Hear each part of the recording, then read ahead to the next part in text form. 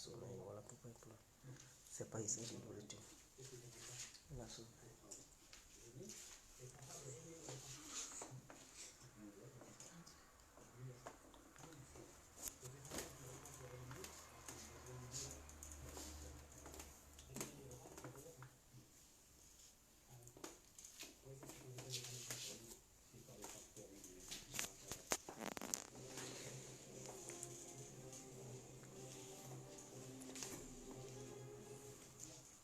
J'espère que vous allez très bien.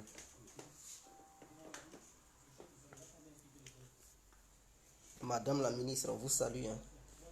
Voilà. Elle vous salue. Madame la ministre. Ah, elle a sommeil. Donc, elle vous passe le salut.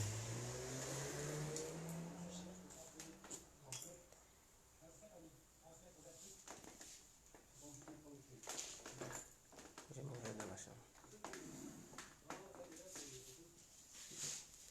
Alors, donc, connectez-vous. Connectez-vous, parce que il faudrait qu'on se dise la vérité. Il y a quelque chose que je ne comprends pas. Donc, il faille qu'on creuse pour mieux comprendre. C'est très important. Partagez le direct. C'est une question que je vais poser. C'est une question que je vais poser. Et toute personne ayant l'esprit critique sauront que la question que je poserai ou que la question que je vais poser maintenant va leur permettre de mieux réfléchir. C'est très important. Alors, il est quelle heure? Bonjour à tous et à tout temps. Pour tous ceux qui ne me connaissent pas, je suis l'incontournable qui a compris tout terrain. L'homme dont on parle, l'homme qui n'a pas froid aux yeux, l'homme qui ne marche pas, c'est moi. Vous pouvez aussi m'appeler devant la vie, l'homme n'est rien, gouverneur italien, docteur, mon don, appelez-moi Boum Boum. Laisse-moi mourir 5 plein droit, il padrino, Camari, Jésus ou la Bouga. Alors nous voilà à nouveau devant cette caméra pour parler de quelque chose. Pour se poser des questions sur cette histoire du président tchadien, c'est-à-dire ce putschiste tchadien qui est au pouvoir, qu'on appelle Mahamadou Idriss Déby. Mahamadou Idriss Déby, je pense que c'est son nom. Ce monsieur a pris le pouvoir suite à la mort de son père. Mais dans quelles conditions son père est-il mort? Voici la question fondamentale. Ce monsieur, je le soupçonne d'être l'assassin de son père. D'autres vont dire, mais Guégué, tu es fou. Comment il peut oser tuer son père pour prendre le pouvoir? Oui, la politique est une science ténébreuse et une science diabolique. En politique, tout est possible. Je répète, en politique, tout est possible. Politique, tout est possible. Donc, ne panions aucune piste lorsqu'il s'agit de la politique, parce que toute personne faisant la politique est prête à faire n'importe quoi pour atteindre ses objectifs. C'est très important. Donc, cette histoire de père et fils, ne vous basez pas sur ça pour dire il ne peut pas oser faire ça. Jamais. Donc, c'est une manière de vous mettre en garde. Parce qu'il y a des gens qui vont dire non, c'est son fils. Son fils ne peut jamais faire du mal à son père. Donc, c'est une manière de vous faire comprendre qu'en politique, tout est possible. Et donc, cette histoire de père et fils, enlevez ça dans vos têtes pour dire non, le fils ne peut jamais faire du mal à son père. Jamais. Donc, dès lors que nous partons sur la base du fait que la politique est une science satanique, une science sadique, et à travers la politique, tout est possible, tous les coups sont permis, alors nous ne pouvons pas écarter la piste soupçonnant le putschiste qui est au pouvoir, au cadre d'avoir comploté contre son père pour l'éliminer, afin que lui, le fils, il prenne le pouvoir au Tchad. Donc, avec cette base, je pense qu'on est déjà tous d'accord et toutes d'accord. Vous savez, le chef d'état-major de l'armée tchadienne, c'était le putschiste tchadien, c'est-à-dire Idriss Déby. Itno avait confié cette tâche à son fils, qui est aujourd'hui le putschiste qui est au pouvoir là-bas. Le chef des services de renseignement, c'est encore Mahamad Idriss Déby. C'est-à-dire, le président Idriss Déby avait confié cette tâche à son fils. Parce que pour lui, c'était son fils, il lui faisait confiance. Donc, le renseignement, le chef d'état-major, tout ça là. Donc, ce putschiste, il était le chef d'état-major de l'armée tchadienne. Et c'est lui, c'est pas lui, toutes les informations passaient. Et c'est à lui maintenant, c'est lui qui faisait le rapport à son père. La rébellion se préparait. Il y avait une élection qui se passait. Idriss Déby, après son élection, parce qu'il a gagné, il a décidé d'aller au front. Mais toi, le fils qui commande l'armée, toi, le fils qui a toutes les informations des services de renseignement tchadiens, tu ne pouvais pas dire à ton père que ce n'était pas le moment propice d'aller au front. Maintenant, ce jour-là, Mahamad Déby n'a pas empêché son père d'aller au front. Au contraire, lui-même, il n'était pas au front là-bas. Mahamad Déby, qui est le chef d'état-major, il n'est pas parti. C'est son père qui est élu président là qui est parti. Or, c'est lui qui devrait assurer la sécurité de son père. Mais ce jour-là, son père est parti. Il n'a pas pu assurer la sécurité du père et le père est mort. Il a été abattu. Soi-disant par une rébellion. Il n'y a pas de souci. Une fois la mort de son père, ce dernier, il prend le pouvoir. Même la constitution tchadienne ne dit pas que lorsque le président, c'est-à-dire le pouvoir est vacant, le chef d'état-major n'a qu'à prendre le pouvoir. C'est-à-dire c'est le président de l'Assemblée nationale qui prenait le pouvoir. Mais ils nous ont fait croire que le président de l'Assemblée nationale n'était pas préparé à diriger, à faire la transition. Et donc, pour ce titre, il a refusé de prendre le pouvoir. Je me pose des questions. Est-ce que ce dernier n'a-t-il pas reçu des menaces venant de la part du chef d'état-major et de la part de soi-disant les amis du chef d'état-major appelés la communauté internationale? N'ont-ils pas mis la pression sur le président de l'Assemblée nationale pour lui faire comprendre que si jamais tu prends le pouvoir, voici ce qui peut t'arriver? Et que sous cette pression, est-ce que ce n'est pas ça qui a poussé ce dernier à dire qu'il renonce à prendre le pouvoir pour conduire la transition?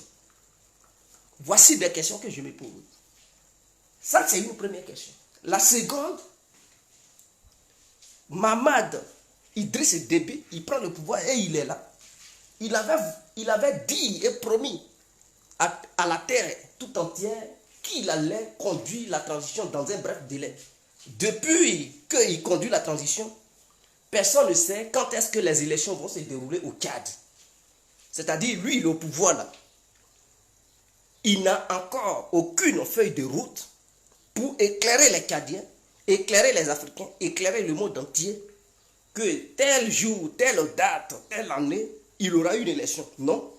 Il dit non, toutes les conditions ne sont pas encore réunies pour faire des élections. Ok. Nous savons que le Tchad est un pays qui n'est pas divisé en deux. Mais ce même Mahamad Idriss Déby, il demande aux autorités maliennes de faire les élections. Or, le Mali est en guerre. Quand on dit guerre, là, vraie guerre, là, le Mali est en guerre et le Mali ne contrôle pas tout son territoire. Mais lui, il condamne les autorités maliennes, il leur demande de faire des élections. Mais quant à lui, chez lui, il refuse de faire des élections. Et il dit que les conditions ne sont pas réunies. Mais quelles conditions qui ne sont pas réunies au Tchad? Et puis quelles sont les conditions qui sont réunies au Mali? Et toi, tu demandes aux Maliens de faire des élections, mais pourtant, toi, chez toi, tu refuses de tenir une feuille de route. Et il n'y a aucune pression internationale, même. Quand je dis nationale, je veux prendre l'Afrique dans sa globalité. Aucun pays africain ne condamne le président tchadien. Tout le monde est unanime. Soit disant la communauté internationale n'a jamais condamné ce dernier pour dire mais il faut nous montrer une feuille de route. Jamais. Mais quant au Mali, quant au Burkina, quant à la Guinée, il y a une pression immense, c'est-à-dire venant de la communauté internationale et même des pays africains. Je ne comprends pas. Je ne comprends pas. Donc voici les questions que je me pose. Ça c'est la deuxième question. La troisième question. Idriss Déby Itno n'était pas n'importe qui quand même. C'était le chef, c'était le président des Tchadiens. Il a dirigé le Tchad pendant des années. Ce dernier ne peut pas mourir comme ça sans qu'une enquête ne soit menée. Maintenant, lui qui est au pouvoir, là, on ne peut pas dire que c'est l'opposant à Idriss Déby qui a pris le pouvoir et donc peut-être il serait à la base de la mort d'Idriss Déby, donc il ne veut pas mener les enquêtes. Mais c'est son propre fils qui est au pouvoir. Mais ce propre fils qui est au pouvoir là, il n'a jamais mené d'enquête pour savoir dans quelles conditions son père est mort, qui a tué son père et pourquoi il ne lance pas un mandat d'arrêt international envers les assassins de son père. Il ne le fait pas. Est-ce que vous comprenez un peu? Est-ce que vous comprenez? C'est-à-dire Idriss Mamad Déby, il prend le pouvoir parce que son père est mort. Il dirige le pays. Et dès qu'il est venu au pouvoir, il n'y a plus de rébellion. La rébellion a cessé automatiquement. Est-ce que vous comprenez? C'est-à-dire, pendant qu'il est au pouvoir, là, la rébellion a pris fin automatiquement. Il n'y a plus de rébellion. Maintenant, ils nous ont fait comprendre que les rebelles ont revendiqué la mort d'Idriss Déby. Ils ont dit, bon, c'est eux qui ont tué Idriss Déby. Mais cette rébellion-là a un leader. Est-ce que ce Idriss Mamad Déby a-t-il lancé un mandat d'arrêt contre le leader de la rébellion pour dire, tes gars ont tué le président légitime du Tchad qui était mon père? Il ne l'a pas fait. Il n'a jamais lancé un mandat d'arrêt contre ce dernier. Puisque si les Tchadiens disent, ou bien le monde entier reconnaît que ceux-là, eux-mêmes, ils se sont tapés la poitrine pour dire, c'est eux qui sont à la base de la mort du président tchadien, qui est Idriss Itno Déby. Mais pourquoi le fils qui vient au pouvoir, il ne lance pas un mandat d'arrêt contre ces putschistes? Ou bien contre, je dis ces putschistes, contre ces rebelles et leurs leaders? Mais non, il ne fait pas. Il ne fait pas. Au contraire, il a négocié les rebelles, il dit, bon, voilà, soyons un truc. Et puis, il dit, il va partager le pouvoir avec eux. Il dit, il va partager le pouvoir avec eux. Ils vont gérer le pays ensemble. Aucune plainte. Il n'a même pas fait des enquêtes. Et la mort d'Idriss Déby est restée caduque. Personne ne sait comment il est mort. Qui a fomenté ce coup pour qu'il meure? Personne ne sait. Donc, à partir de cette base, je me dis, le fils d'Idriss Itno Déby, qui est Mamad Déby, il se peut qu'il soit à la base de la mort de son père pour lui arracher le pouvoir. Et donc, en allant sur cette base, parce qu'il avait des amis internationaux, voilà pourquoi son pouvoir n'est toujours pas condamné. Est-ce que vous comprenez? Voilà pourquoi ses amis internationaux le soutiennent. Voilà pourquoi il est là et puis il fait ce qu'on lui demande de faire sans qu'on ne lui exige quoi que ce soit. C'est parce qu'il a coopéré pour la mort de son père. Puisqu'il avait l'armée à sa disposition, tous les services de renseignement. Pourquoi lui, il n'a pas d'informations? Comment son père est mort? Ça me semble bizarre. Ça me semble bizarre. Donc, aucun panafricain ne devrait ouvrir sa bouche pour soutenir ce dernier. Ce dernier est un danger. Il a tué son propre père pour le pouvoir au Tchad. Et je préviens les Tchadiens. Je préviens les Tchadiens. Chers parents tchadiens, ce monsieur qui est au pouvoir là-bas, il ne va pas vouloir quitter le pouvoir. Il va vouloir régner sur le Tchad jusqu'à ce qu'il vieillisse. À vous de jouer. Sinon, si vous pensez que il peut quitter là, il peut conduire une transition tranquille, paisible, pour qu'il passe le pouvoir à quelqu'un d'autre, c'est du mensonge. Il n'a pas comploté pour la mère de son père pour qu'il vous donne le pouvoir, il lègue le pouvoir à quelqu'un d'autre, jamais. Il a comploté pour la mort de son père pour que lui vieillisse au pouvoir. Il est très jeune. Et donc, dans sa tête là, Il se voit diriger le cadre pendant au moins 30 à 40 ans. C'est ça qui est dans sa tête. Et tant qu'il fera ce que ses parents lui demanderont de faire, personne ne va contester son pouvoir. Même si vous contestez son pouvoir, il va vous mater. C'est-à-dire, il va vous arrêter, vous mettre en prison. Et puis ça n'ira nulle part. Ça n'ira nulle part. Est-ce que vous comprenez? Donc, même s'il organisait des élections, il va dire qu'il est candidat. Et dans cette histoire de candidature, il va gagner. Même s'il a perdu, il va tricher. Et ça n'ira nulle part. Donc, voici ma vision que j'ai. Voilà pourquoi jusqu'à aujourd'hui, Idriss Déby, il n'y a pas encore eu d'enquête impartiale pour déterminer réellement la mort de ce dernier. Parce qu'ils nous ont dit non, c'est des rebelles qui l'ont tué et tout. Mais qui a mené les enquêtes? Est-ce que ce n'est pas une manière de tromper les gens pour dire les rebelles, qui ne dit pas que c'est son propre fils avec ces gars qui sont allés l'abattre dans son palais pour mentir aux gens que non, il est mort sur le champ de bataille? Mais oui, il y a plusieurs hypothèses. Est-ce qu'il ne dit pas que non, c'est son propre fils qui l'a téléphoné pour dire viens dans tel endroit, parce que l'endroit était déjà miné, il y avait déjà des snipers qui l'avaient positionné pour dire va superviser tel endroit, moi je vais de l'autre côté, arriver là-bas. Et est-ce qu'ils n'ont pas, ils ne l'ont pas exécuté? Parce que quand le président se déplace, c'est le chef d'état-major qui doit s'occuper de comment le président, sa sécurité et tout, et le ministre des Affaires intérieures. Donc si ce dernier a comploté le ministre des Affaires intérieures, et lui qui est chef d'état-major, et le ministre de la Défense, mais c'est comme ça. Ils vont avoir le père facilement. Et en retour, il va leur promettre encore des postes et des milliards. Pour dire qu'ils ne vont jamais être démis de leur fonction tant que lui, il sera là. Et ça peut être le deal. Donc voilà, tout est clair. Donc ce petit jeune que vous voyez là, c'est un vrai rebelle. C'est un gros rebelle. C'est un gros rebelle. Je prends le cas de la Côte d'Ivoire. Excusez-moi, mais c'est un exemple que je donne. Imaginons, lorsque Laurent Gbagbo était au pouvoir, imaginons que Michel Gbagbo est le chef d'état-major de l'armée ivoirienne. Laurent Gbagbo est le président de la République de Côte d'Ivoire. Les services de renseignement sont gérés par Michel Gbagbo. Et une rébellion se formate telle que nous l'avons vécu au pays. Et Laurent Gbagbo décide d'aller au front pour voir comment le front évolue. Michel Gbagbo, qui lui est le chef d'état-major et en même temps le chef des services de renseignement, n'a pas pu alerter son père qui est le président pour dire ne va pas dans tel endroit, car c'est dangereux.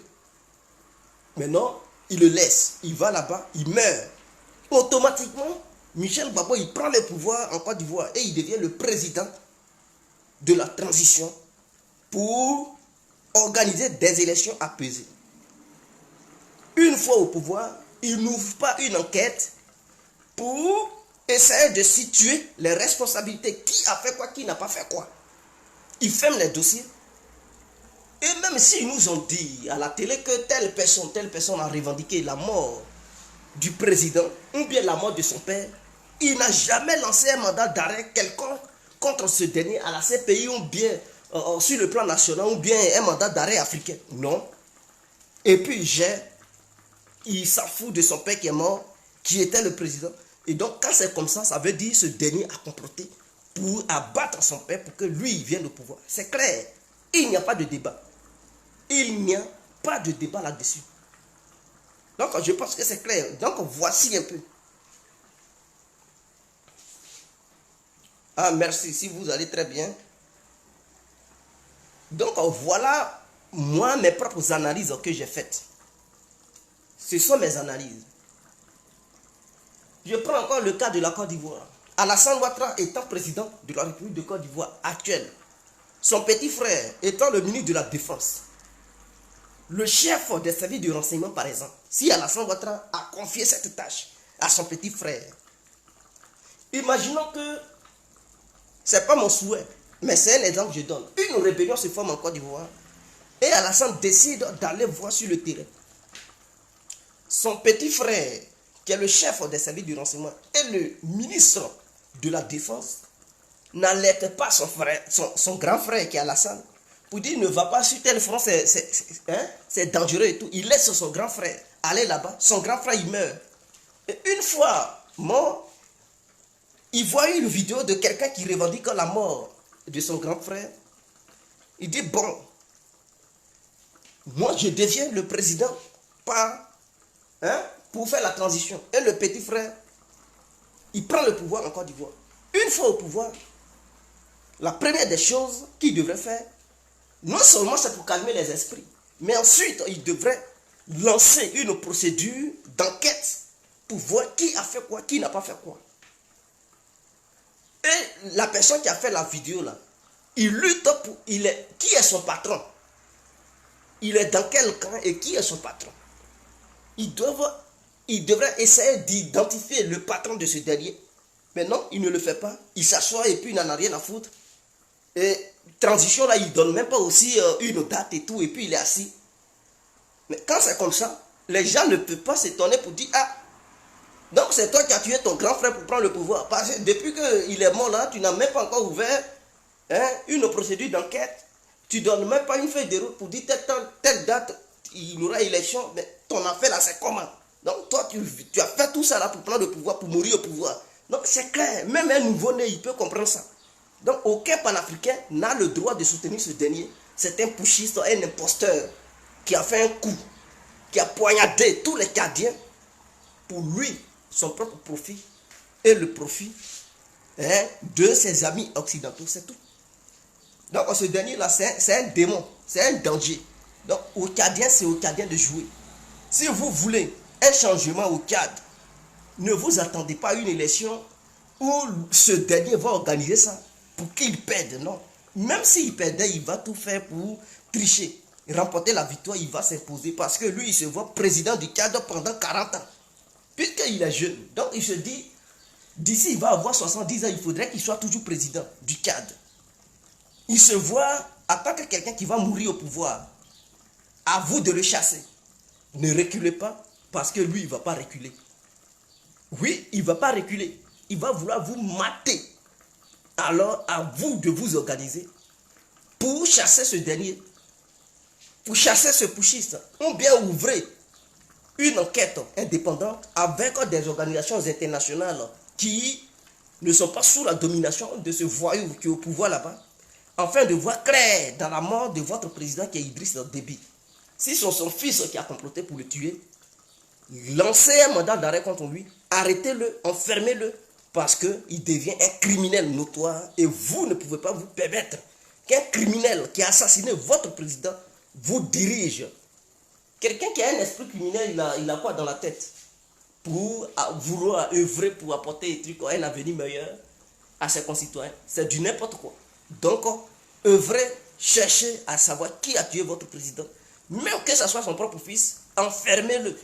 Je pense que je suis clair. Sur ce, on se laisse. C'était l'incontournable Guerre complet. Ciao.